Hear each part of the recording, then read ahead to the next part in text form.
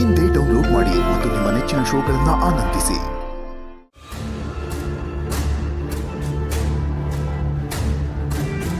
Hi bro.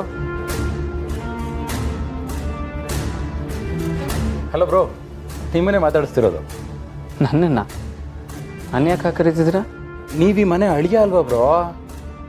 Veerendra sir Desai ನನಗೆ ಸೋದರ ಮಾವ ಆಗಬೇಕು. ನಿಮಗೆ ಹೆಣ್ಣು ಕೊಟ್ಟಿರೋ ಮಾವ ಅಂದಮೇಲೆ ನಿಮಗೆ ಸ್ವಲ್ಪ ಮರ್ಯಾದೆ ಕೊಟ್ಟು ಕರಿಬೇಕಲ್ವಾ? ಇದ್ದಕ್ಕಿದ್ದ ಹಾಗೆ ನರಿ ಮರ್ಯಾದೆ ಕೊಡ್ತಿದೆ ಅಂದರೆ ಬೇರೆ ಯಾವುದೋ ದಾರಿಯಲ್ಲಿ ಯೋಚನೆ ಮಾಡ್ತಿದೆ ಅಂತಲೇ ಅರ್ಥ. ನನಗೆಲ್ಲ ಗೊತ್ತು ಕಣ. ನೀನು ಶ್ರಾವಣಿನ ಇಷ್ಟಪಡ್ತಿದ್ದಿ, ಅವಳು ನಿನ್ನನ್ನು ಇಷ್ಟಪಡ್ತಿದ್ದಾಳೆ. ಆದರೆ ಆ ವಿಷಯ ನಿಮ್ಮಿಬ್ಬರಿಗೆ ಗೊತ್ತೇ ಇಲ್ಲ. ಇದನ್ನೇ ಉಪಯೋಗಿಸ್ಕೊಂಡು ನಿಮ್ಮಿಬ್ಬರ ಮಧ್ಯೆ ಗೋಡೆ ಕಟ್ಟೋಕ್ಕೆ ನಾನು ನಿಂತಿದ್ದೇನೆ. ಹೇಳಿ, ಏನು ವಿಷಯ? ನೋಡಿ ಬ್ರೋ, ನೀವು ನಮ್ಮನೆ ಹುಡುಗಿನ ಮದುವೆ ಆಗಿದ್ದೀರ. ಇವಾಗ ಅವಳು ನಿಮ್ಮನೆ ಸೊಸೆ. ನೀವು ಅವಳನ್ನ ಚೆನ್ನಾಗಿ ನೋಡ್ಕೊಳ್ಳಿ ಅಂತ ನಾನು ಕೇಳ್ಕೊಬೋದು. ಅದಕ್ಕಿಂತ ಹೆಚ್ಚಾಗಿ ನೀವು ಅವಳನ್ನ ಅರ್ಥ ಮಾಡ್ಕೊಳ್ಳೋದಕ್ಕೆ, ಅವಳ ಜೊತೆ ಅಡ್ಜಸ್ಟ್ ಆಗೋದಕ್ಕೆ ಸ್ವಲ್ಪ ಟೈಮ್ ಬೇಕಾಗುತ್ತೆ. ನಂಗೆ ಗೊತ್ತು, ಶ್ರಾವಣಿಗೆ ನಿಮಗಿಂತ ಒಳ್ಳೆ ಹುಡುಗ ಸಿಗೋದಕ್ಕೆ ಸಾಧ್ಯನೇ ಇಲ್ಲ. ಎಷ್ಟೊಂದು ಸಲ ಮಾವ ಅದನ್ನೇ ಹೇಳ್ತಿರ್ತಾರೆ. ನನಗೂ ನಿಮ್ಮಲ್ಲಿ ತುಂಬಾ ನಂಬಿಕೆ ಇದೆ. ಸುಬ್ಬು ಬ್ರೋ, ಬೇಜಾರು ಮಾಡ್ಕೊಬಿಡಿ.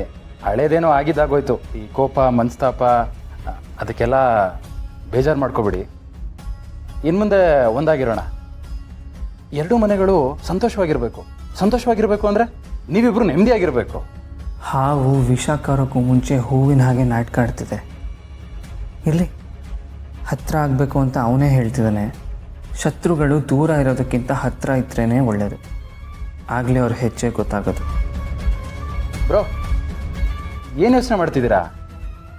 ನೋಡಿ, ನಾನು ನಿಮ್ಮ ಹತ್ರ ಏನು ಎಕ್ಸ್ಪೆಕ್ಟ್ ಮಾಡ್ತಿಲ್ಲ. ನಿಮ್ಮ ಹತ್ರ ಕೇಳ್ಕೊತಿರೋದು ಸ್ನೇಹ ಬೇಕು ಅಂತ ಅಷ್ಟೇ. ಅದು ಬಿಟ್ಟು ಬೇರೆ ಉದ್ದೇಶ ಏನೂ ಇಲ್ಲ. ನೋಡಿ, ಇದುವರೆಗೂ ನನ್ನಿಂದ ತುಂಬಾ ತಪ್ಪುಗಳಾಗಿದೆ. ಅದನ್ನೆಲ್ಲ ನೀವು ಕ್ಷಮಿಸಿದ್ದೀರಾ, ದೊಡ್ಡವರಾಗಿದ್ದೀರಾ. ನಿಮ್ಮ ಮುಂದೆ ನಾನು ಚಿಕ್ಕವನಾಗಿದ್ದೀನಿ. ಐ ಆಮ್ ಸಾರಿ ಬ್ರೋ, ಬೇಜಾರು ಮಾಡ್ಕೊಬೇಡಿ. ನಿಮ್ಮ ಸ್ನೇಹಕ್ಕೆ ಕೈ ಚಾಚ್ತೀನಿ, ದಯವಿಟ್ಟು ಇಲ್ಲ ಅಂದ್ಬಿಡಿ.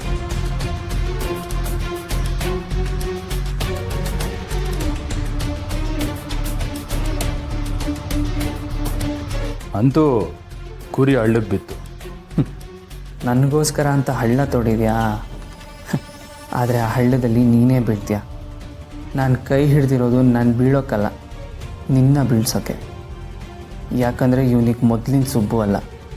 ಎತ್ತರಕ್ಕೆ ಬಂದರೆ ಎತ್ತರೇಟ್ ಕೊಟ್ಟು ನಿಲ್ಲೋನು, ಸೇರು ಅಂದರೆ ಸವ್ವಾ ಸೇರು ಅನ್ನೋನು. Thank you bro, thank you so much. At least ನನ್ನನ್ನು ನಂಬಿದ್ರಲ್ಲ, ಅದೇ ನಂಗೆ ಖುಷಿ. ತುಂಬ ನಂಬಿದ್ದೀನಿ.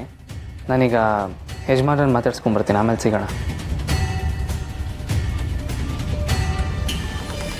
ಹೋಗು, ಇನ್ನು ಮುಂದೆ ಆಟ ಶುರು. ಶ್ರಾವಣಿಗೂ ನಿಂಗೂ ಮಧ್ಯೆ ಮನಸ್ತಾಪ ಆಗುತ್ತೆ. ನಿನ್ನ ಕಂಡ್ರೆ ಶ್ರಾವಣಿ ದ್ವೇಷಿಸಬೇಕು. ಶ್ರಾವಣಿ ಕೋಪ ನೋಡಿ ನೀನೇ ದೂರ ಹೋಗಬೇಕು. ಅವಳೇ ನಿನ್ನ ಹಿಂದೆ ಬಂದರೂ ನೀನು ಅವಳನ್ನ ನೋಡೋದಕ್ಕಾಗಲ್ಲ.